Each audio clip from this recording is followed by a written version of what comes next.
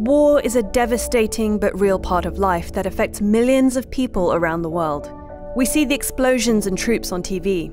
War leaves behind scarred earth and communities left to pick up the pieces, trying to rebuild the life they once knew. And in some cases, using the remnants of war to do just that.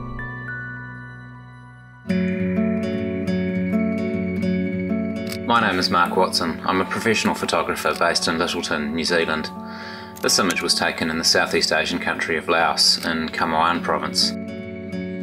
Mark was in Laos during an epic bike tour of Asia, starting in China and riding 13,000 kilometers to Indonesia, a trip that lasted 9 months.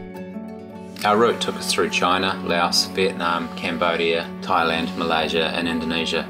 We chose to keep our trip to rural areas mostly and in the mountains and high country as much as possible. I find it fascinating to see how people live in remote places. But it was after entering Laos that Mark discovered a new fascination. I became curious about the war scrap everywhere: shrapnel, bomb casings, cylinders from cluster bombs, and the long-range fuel canisters.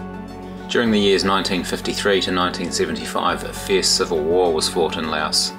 In many ways, this conflict was overshadowed by the war in neighbouring Vietnam because both the American and Vietnamese governments denied their involvement in it.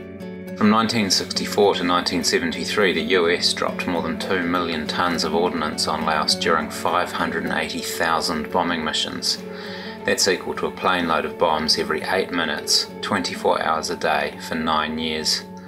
This makes Laos the most heavily bombed country per capita in history. But it wasn't the military history Mark was interested in. It was what happened after the bombs ceased and the troops returned home. Up to a third of the bombs dropped did not explode, leaving Laos contaminated with vast quantities of unexploded ordnance.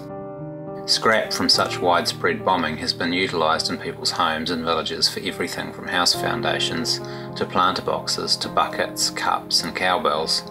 This photo is of local canoes that have been fabricated from war scrap.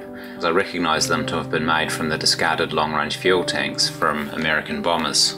It's a resourceful way to deal with something that caused so much tragedy. But unfortunately, some tragedies continue. Over 20,000 people have been killed or injured by unexploded ordnance in Laos since the bombing ceased. To this day, these munitions are still scattered throughout the countryside and are frequently found and often accidentally detonated.